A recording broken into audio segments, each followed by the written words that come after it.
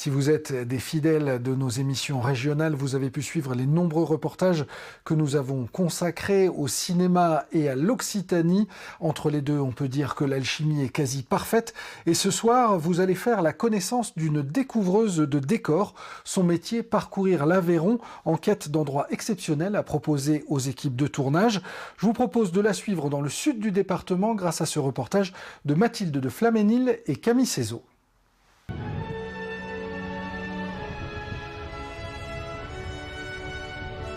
Bonjour, bienvenue à Montaigu. Bonjour, merci, Sarah Bello, chargée d'accueil et de tournage pour l'Aveyron.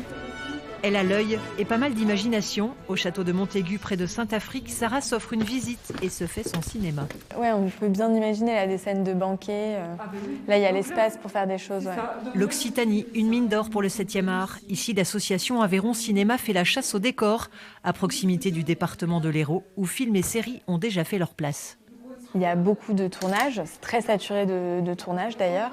Et donc, il y a un besoin d'aller plus chercher aussi des espaces extérieurs, des paysages naturels, du médiéval, des espaces isolés, des fermes isolées. Enfin voilà, tout ça, il y a beaucoup de demandes là-dessus.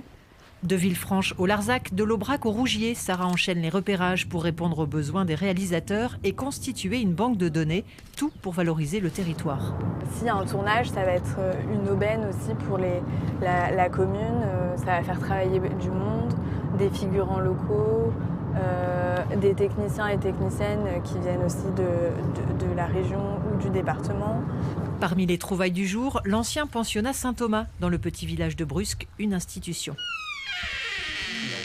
Donc ça, c'était la partie vraiment dortoir.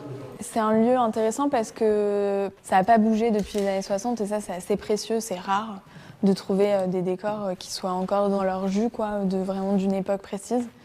L'autre chose, c'est que c'est très grand, donc il y a la potentialité d'imaginer plusieurs décors ici. L'association a déjà répertorié près d'1 millier de lieux en Aveyron et lance un appel aux Aveyronnais pour enrichir son catalogue.